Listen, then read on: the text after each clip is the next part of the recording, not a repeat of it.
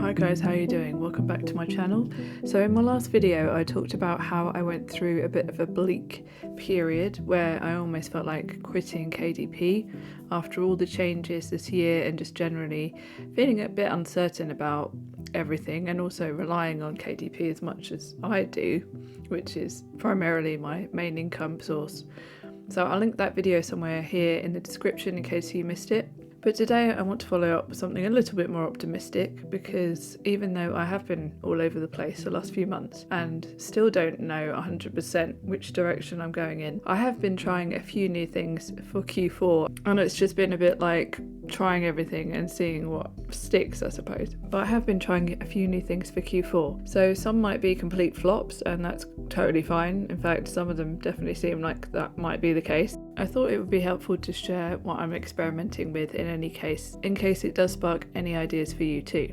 So in this video I'm going to be talking about 3 things I'm doing differently in Q4 on KDP, and also there is a 4th thing that I've written a post about, and I will talk about that a bit later on at the end of this video. So thing 1 is I've started using my own ISBNs. This was a bit of a leap because I spent £174, I believe, on 10 ISBNs without any guarantee that the books would actually sell. And I primarily bought them for one of my established brands. So technically these are low content books, but they do include a lot of variation. So some of them you could almost call activity books, and I'm unsure whether they would fit the criteria for somewhere like Ingram Spark, which have stopped selling low content, but they do have things like colouring books and activity books, I believe. I'm not an expert on Ingram Spark, so I'm going to be looking into that, but that's not the primary reason I bought them. I have thought about doing slightly higher content books for this brand as well, which would obviously work on Ingram Spark. So if it's a medium content book like colouring books, you can get a free ISBN, but now with low content like journals, you won't have an ISBN, it will just be published without. And ultimately, if you want to publish somewhere else, you can't do so. If you happen to want to traditionally publish your book and go down that route, which has happened for some low and medium content publishers, you wouldn't be able to do that without publishing a new book with your own ISBN. So for this particular brand I do have a website, and if you have your own ISBN you can put your own publisher name in the publisher name section on Amazon KDP. So rather than having independently published, which currently happens now, if you publish under KDP with their ISBN, their free one, or no ISBN, then it will just say independently published in this section here. And obviously if you want to look more professional, it does help to have your own name there. I also have a website recently where I've been trying to generate emails, but this is quite a new thing, so I think I've got like 1 email address, so it's not a big thing. But I thought I should probably try as I mean to go on with this brand. You never know what books are going to take off, and most of them are not going to. So it is a risk buying ISBNs, which is an upfront cost that you may not get back. The first book I published with an ISBN hasn't sold that much yet, so time will really tell whether that strategy pays off in the long run. And I certainly wouldn't recommend this for everyone, absolutely not, especially as a low content publisher where you will probably be creating a high volume of books. So if you're just getting started with low content publishing and you're a complete beginner, then I definitely would not rush to buy your own ISBNs. But if you are wanting to create an established brand, or maybe even you're doing this from the offset and you already have some design experience and you're confident that you are going to be able to sell your books, potentially because you have an audience outside Amazon already, for example, and maybe you're even looking to get traditionally published. If you are going down that route, then you'll consider it. If you're just sort of toying with the idea of Amazon, it's just kind of a bit of an experiment, then I would definitely experiment using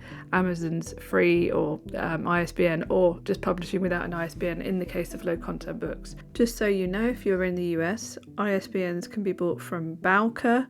You have to be really careful where you buy them. You can get fakes, so I believe that's the legitimate place that you buy them. In the UK, it's Nielsen UK UK is where I got my ISBNs, and it was pretty seamless. It was very easy to do. And a pack of 10 costs around $290. And if you're in the UK, that is through Nielsen, and you can get 10 for around £174. You can also get a pack of 100 ISBNs if you want, and you can buy one, but it's a lot better value if you do buy it in bulk. So I bought 10. Also, it's worth bearing in mind that you do need a separate ISBN for every format. So if you publish a soft cover and a hard cover of the same book, that's 2 ISBNs. The good news is they do never expire. So thing number 2 is dated planners. I normally have avoided dated planners because they have a short shelf life and they require updating every single year. This year I decided I would because I thought it might boost my income a little bit more in Q4.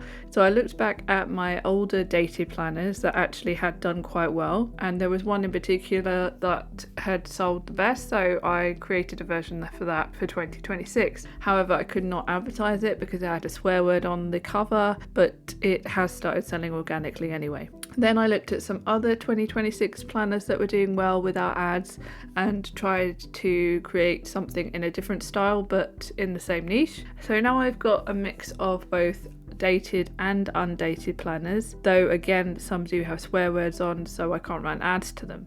So my plan is to use A+ content comparison charts to drive traffic to these books with swear words on. So with this A+ content, I would have a table with all the planners, then I would run ads to the planners without the profanity or the swear words on them, but in this table on the A+ content on the actual listing, I would link to the other books. So it's sort of a way that I could drive traffic to these other books. Hopefully, this is something I'm doing this week. So dated planners can be more work in some ways because you will have to keep doing them every year if you want to continue getting the sales, and then there's no guarantee you will get the sales in the next year, but they are less competition because of this reason, and also because there are so many niches that you can play with. There are so many avenues because you do have to upload them every year. There is a chance every single year to create something that is going to sell. And of course they also make really great gifts, especially the gag gift type ones. If you can do something a bit funny or unique, then you've probably got a reasonable chance of selling it. And the third and final thing is trying standard colour books. So this is a brand new one for me as well. I've been testing out standard colour interiors, and I'm not entirely convinced this is worth doing. So standard coloured books are a lot more expensive of course than black and white, and you do need to price them pretty high. So I'm not sure if people are really willing to pay that bit extra just for the fact that the interior is colour.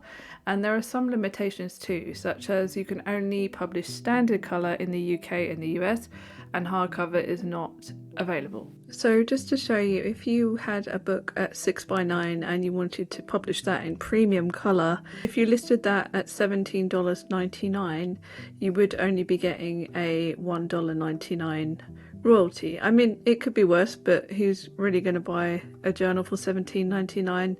It's pretty steep. Standard colour interior, let's say 6x9, 120 pages, and we'll go for $12.99. You're going to be getting a $3.73 royalty, which is pretty good. I was really curious about the quality too, but actually I was really pleasantly surprised. It's nowhere near as vivid as premium colour. If you're doing a full-on children's book with illustrations on every single page, full colour illustrations, then I'll definitely go with premium colour. But for planners or journals and activity books with the odd coloured element or illustration, I think that standard colour does work really well. The difference only becomes obvious when you compare them really side by side. And there are some videos on YouTube that show them side by side. I am thinking that I will create a video in the near future just showing the difference between the two. So for now I'll keep testing standard colour, and I'll let you know how that goes in a future update and whether any of those books do take off. And also, before I go, I have written a little post on Substack about the fourth thing that I'm doing differently in Q4. I'm brand new to Substack and there are only a couple of posts on there right now, but I'm going to be adding different types of content regularly. It's more of a personal space space where I can be just a bit more looser and share more that I wouldn't necessarily share on YouTube. Eventually, I do hope to have everything over there, from bonus content to freebies to updates and everything all in one place. So if you want to join me over there, I'll leave a link in the description and in the pinned comment. As I said, it's completely free to sign up. So let me know what you're doing differently this Q4. Are you trying something completely new? Let me know in the comments below. But for now, thank you very much for watching, and I will speak to you again very soon.